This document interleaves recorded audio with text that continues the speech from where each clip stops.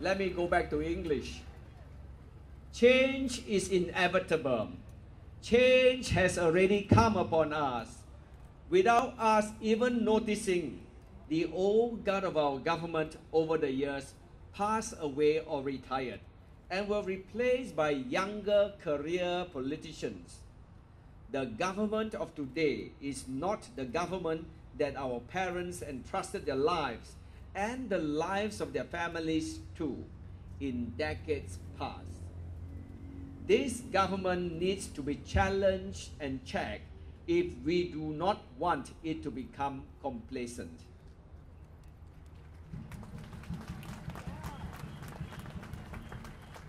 First, I intend to change the direction of the presidency to move it much closer to the aspirations of the people. To do that, I cannot remain within the ivory gates of the Istana. I must move among the people and initiate programs that will galvanize the young and the young at heart and harness their energies to build a better Singapore. At the same time, I will do my utmost to help the poor, the sick, the underprivileged, the retrenched, and the unemployed.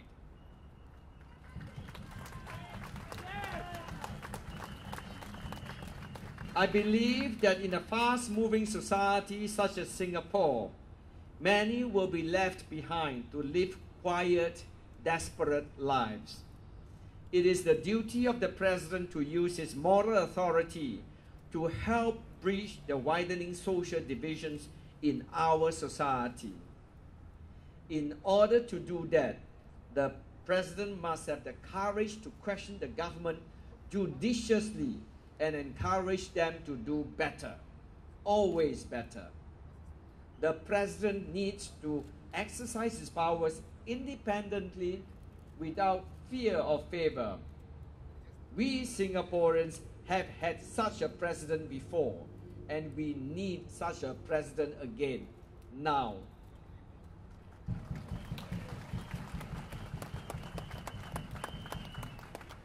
I believe that Singaporeans are thirsting for change.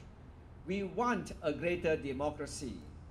We wish to be heard and long for a more equal and more just society. The May 7 general election has shown very clearly that Singaporeans desire change. They are not happy to be patronized and to be talked down to as if they are juveniles. There are many things that are not right in our society. The Internal Security Act has caused much pain and suffering, and only history will tell how many innocents were put away. As a president with custodial powers over the reserves, I intend to encourage the government to do more and utilize it to invest it for the benefit of the people. I shall also examine more closely the appointments to government bodies, statutory bodies, and government-linked companies. I believed that there is an over-concentration of power, too few people holding too many portfolios within the government.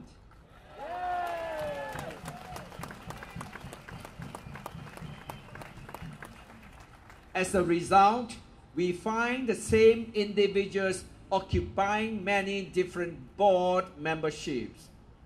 This is not good for Singapore, as it does not allow the younger aspirants a chance to develop their skills, acumen, and exposure for higher office. The President should look into casting the net further and asking whether the various proposals for appointments are as thorough and robust as they should be. Just as the government is accountable to the people, the elected president should also be similarly accountable to the people who elect him. However, up to now, there is not a single annual report detailing what the president has done over the past 12 years.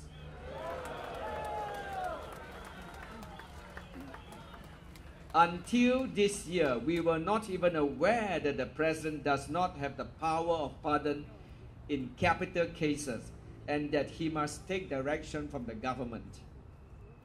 Thus, the appeal to the President for clemency is but an illusion, raising false hopes for the families of the condemned. I intend to introduce greater transparency into the working of the presidency by issuing an annual report to the people, detailing all the custodial, ceremonial, diplomatic, and social political functions that he has performed during the year. Let me share with you some of my beliefs. In times of economic uncertainty, we must look within Singapore. We cannot count on multinational corporations or these two casinos. We must look to ourselves, our own people, our own talents. I want to build up our young, encourage the government to provide preschool education for all Singaporeans, but not the type of education that is about tests and scoring the highest marks.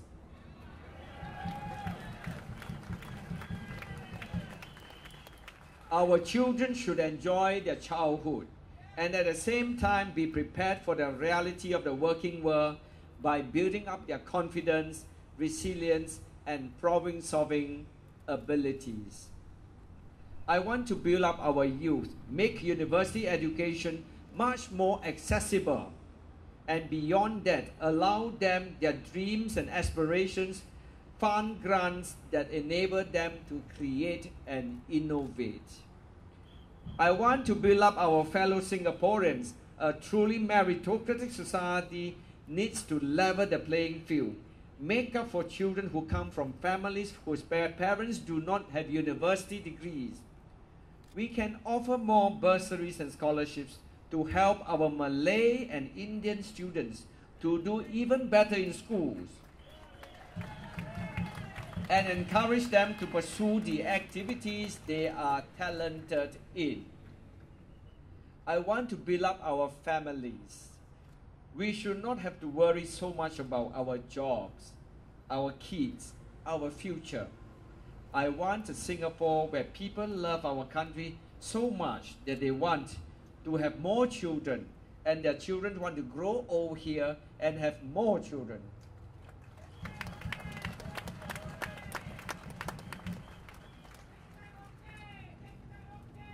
I want to build up our homegrown businesses.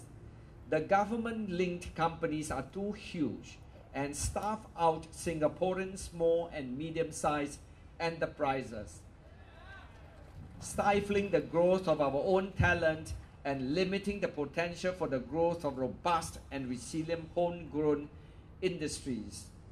The business of government is not to do business.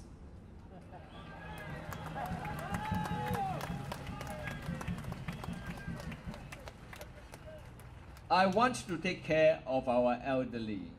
I am glad that now our elderly can enjoy subsidized bus fares throughout the day instead of only at certain times. I want to ask if it is necessary for so many indirect taxes to be levied on the people of Singapore, such as the maid levy. Hong Kong got rid of it in the last economic recession. Who benefits from the money collected? Many families depend on maids to give their elderly parents personalized care, and the burden on them should be lessened.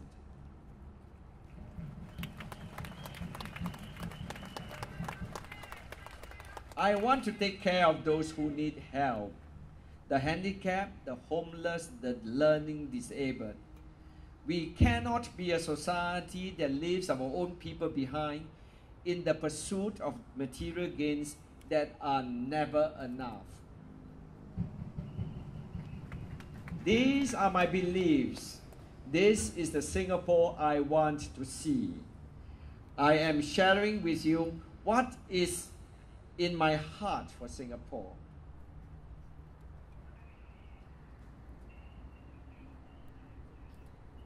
I believe in you. Give me your trust, and together we can build a Singapore for our tomorrows, not our yesterdays.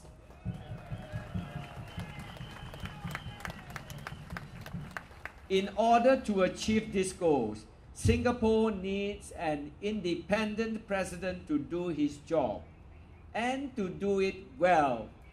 Merdeka!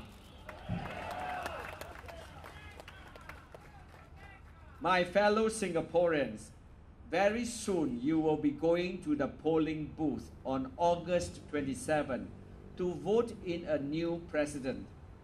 This is the first real contest in 18 years. I am honored to stand before you today asking for your vote. The PEC has certified me as a candidate of integrity, good character, and reputation. It also certified me that as having such experience and ability in financial affairs, that I can effectively carry out the functions and duties of the president. Yay!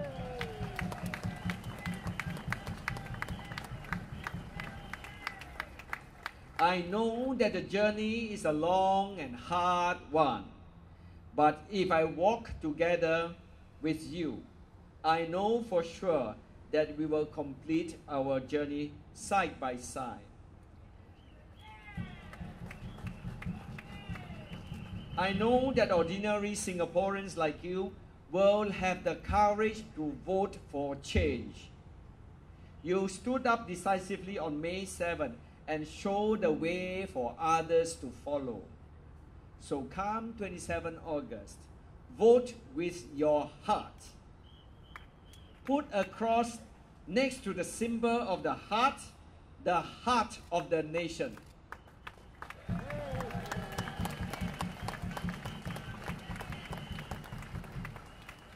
And if you choose me to be your next president, we shall walk hand in hand, heart to heart, to the door of the Istana, and together we can claim Singapore as the nation we love, as we share and celebrate our new beginning.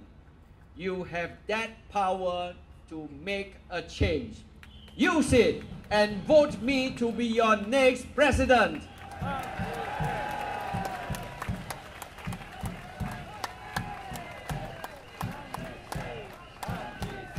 Thank you and good night. Thank you, Mr. Tan. Well, ladies and gentlemen, the show is not over yet. I told you about the revealing bit, okay? Now, this is definitely history in the making.